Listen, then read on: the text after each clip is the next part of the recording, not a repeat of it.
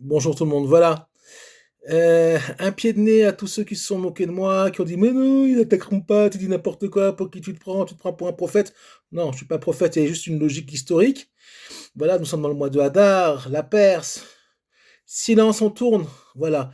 Les Juifs d'Eretz Israël sont les acteurs du film et la diaspora sont les spectateurs. Voilà. Euh, et on va vers des jours extraordinaires. Il faut pas avoir peur, même si c'est pas facile. On dort pas la nuit. Moi, j'ai dormi par terre toute la nuit. Voilà, c'est pas rigolo. Il y a des alertes tout le temps. Parce qu'à Shabbat, il y en a eu beaucoup. Cette nuit, un peu moins. Mais il faut savoir que nous sommes, je ne sais pas si vous réalisez, dans une période, mais c'est hallucinant que ça tombe le mois de Hadar, que ça a un rapport avec la Perse, Purim. On n'a pas besoin d'être un génie ni un demi-génie pour pouvoir comprendre que nous allons vers des jours extraordinaires puisqu'il y a le mois de Nissan qui arrive. Le rabbi de Slonim, dans Netivot Shalom, explique, qui est un des grands commentateurs de la Torah, de ces 100 dernières années, explique que euh, par quoi la Géoula va arriver. Alors, très souvent, il y a des rabbins qui disent faites tchouva, faites tchouva. Alors, oui, c'est effectivement, il faut faire tchouva, bien sûr. Et surtout personnellement, pour qu'on soit mieux, qu'on soit, on va dire, plus apte, adapté à recevoir la rédemption qui arrive.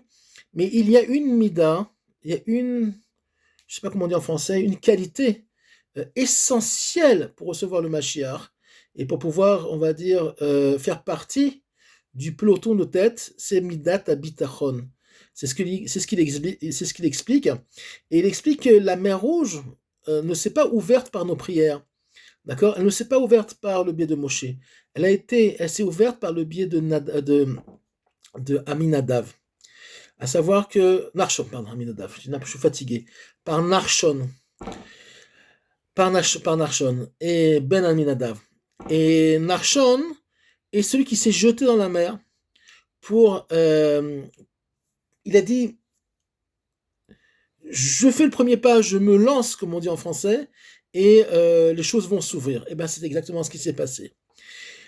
Ce qui se passe actuellement, et ça, on le retrouve dans beaucoup de textes, d'accord, de la Torah, des livres de Kabbalah, d'il y a 300, 400 ans, par exemple, dans le Chesed de l'Avraham.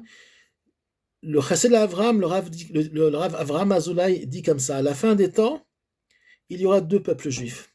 Ceux qui se seront lancés, qui seront venus en Eretz Israël, ok, qui auront fait l'Alia, et on parle d'à 400 ans, il l'avait déjà vu, ok, qui ont fait l'Alia malgré les difficultés, malgré parfois une descente de niveau de vie, malgré les problèmes parfois de confort, etc., mais qui n'ont pas eu peur, comme il dit, de éventuellement perdre la vie, ok, de faire ce qu'il faut faire, parce que c'est finalement, nous avons été créés pour ça, et que le but du peuple juif, c'est de revenir sur sa terre, reconstruire le Beth Amikdash, et créer des réceptacles pour le divin dans ce monde-là, et de remplir notre rôle. Chaque peuple a un rôle à remplir.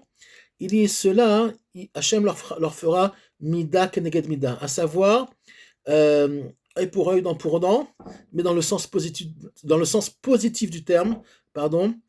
Excusez-moi, je suis un peu fatigué, donc j'ai pas dormi toute la nuit pratiquement. Ça a été très compliqué. Donc, si je parle un petit peu de façon pas fluide, excusez-moi. Et il dit comme ça, le chesed d'Avraham, que Hachem leur donnera des cadeaux particuliers, des cadeaux, pas des cadeaux en matière évidemment, des cadeaux spirituels, et que ceux qui auront eu peur, ceux qui auront préféré la diaspora, c'est pas moi qui le dis. On parle d'un des plus grands maîtres de la Kabbalah qui existe, qui habite à Hebron, qui est enterré à Hebron, qui a écrit son livre d'ailleurs à Gaza, il y a 400 ans, pour ceux qui croyaient qu'il y avait là-bas un peuple palestinien. Il vient évidemment que non, il y avait une très grande yeshiva à Gaza à l'époque, et il a quitté Hebron pour aller habiter à Gaza parce qu'il y avait une épidémie, je crois, de lèpre à Hebron. Donc il a fui Hebron quelques années pour aller vivre à Gaza. Gaza qui est une région, d'accord, avant tout. C'est peut-être pas une ville, c'est une région. Et il écrit comme ça qu'à la fin des temps, que finalement, la chose la plus importante, ok, celle qui va vraiment pousser les gens en avant, c'est la Midat HaMitachon. Ce qui se passe actuellement, c'est que Kadosh Baruch Hu, il, il enlève toutes les écorces en Israël ok, de ceux qui habitent ici, il en est comme un oignon, comme ça, couche après couche, ok, puisque la problématique de l'homme, de façon générale, c'est l'ego. C'est l'ego, c'est moi d'abord, d'accord, c'est d'accord, je suis dans le meilleur des cas, chômeur Shabbat, je mange cachère, etc. Mais quand même, j'ai des côtés comme ça, ma petite vie, mon petit train-train quotidien, mes petits intérêts. Et là, finalement, qu'est-ce qui a marqué dans la Megillah? Am Mefourad ou Mefouza, un peuple, on parle de la Megillah Esther, un peuple qui était dispersé dans sa tête aussi, pas que physiquement, et pas très unis. Là, on est tous unis dans les miklatim, on est tous unis dans les abris, et que finalement, même si tu supportes pas trop ton voisin, parce qu'il t'a pris ta place de parking ou autre chose, bah finalement, tu es obligé d'être avec lui, et tu es obligé d'être avec lui, et on va dire de supporter et de vivre les alertes, les bombardements, etc. Donc finalement, le maître du monde est en train de nous casser de façon positive, si on peut dire comme ça, et de nous d'éplucher toutes les couches de notre ego. Pourquoi? Parce que comme pour Matan Torah, d'accord, il faut, pour pouvoir remplir un réceptacle, il faut que le réceptacle soit propre et qu'il soit vide. D'accord? On ne peut pas remplir une bouteille pleine. Et bien, c'est exactement ce qui est en train de se passer, à savoir qu'Hachem nous met dans une situation où on est obligé de prier, on est obligé de lever les yeux au ciel, ok, dire Ribono Shulam, sauve-nous. Ok, c'est vrai que Tzal est extraordinaire, l'armée américaine aussi frappe, Tzal a fait un travail fabuleux, mais il faut aussi la main du maître du monde, sinon on s'en sort pas. En od milvado. Donc finalement, euh, nous vivons un film, le remake de la Megillat Purim, Megillat Esther, version 2026. Et Bezrat Hashem, nous allons vers des jours extraordinaires, puisque Pessah arrive, d'accord. Et préparez-vous à des événements Naafort où tout se retourner. Voilà, Khamenei, ça y est, il est avec non pas 70 vierges, mais 70 démons qui vont s'occuper de lui dans le monde d'après, et encore beaucoup d'autres. Et non seulement le peuple juif qui vit sur sa terre va être débarrassé de toutes les menaces, d'accord, nucléaires et autres qu'on avait sur notre tête, et le monde entier va pouvoir rentrer dans un monde plus clairvoyant, tout doucement. Ils n'ont pas encore conscience, les gens sont encore perdus. Et Israël, blablabla, vous allez voir que les choses vont changer, les gens vont commencer à comprendre. Les Iraniens, le peuple iranien en Iran actuellement sort des drapeaux d'Israël. Je suis sûr qu'on vous montre pas ça en France, d'accord? Ils sortent des drapeaux d'Israël, chantent, ils sont contents, ils disent merci à Israël, d'accord? Ce sont des musulmans, d'accord?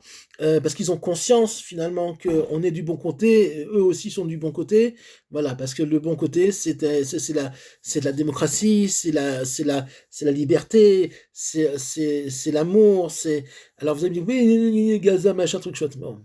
Si les gens comprennent pas qu'à Gaza, ce sont des démons, d'accord, que ce sont des gens qui malheureusement ne cherchent que la mort, mais eux aussi, ils sont les prochains sur la liste, d'accord, en tout cas ceux, pas tous, mais il y en a qui veulent être libérés aussi à Gaza, du Hamas, eux aussi vont être libérés, tout doucement, comme on dit en hébreu, para, une chose après l'autre. Donc les choses se passent devant nos yeux, mois de Hadar, mois de Nissan, il fait beau, Baruch Hashem, tout va bien. Voilà. Et puis, je souhaite à tous ceux qui sont en Israël beaucoup de courage. Et rappelez-vous une chose, nous sommes dans le mois de Hadar.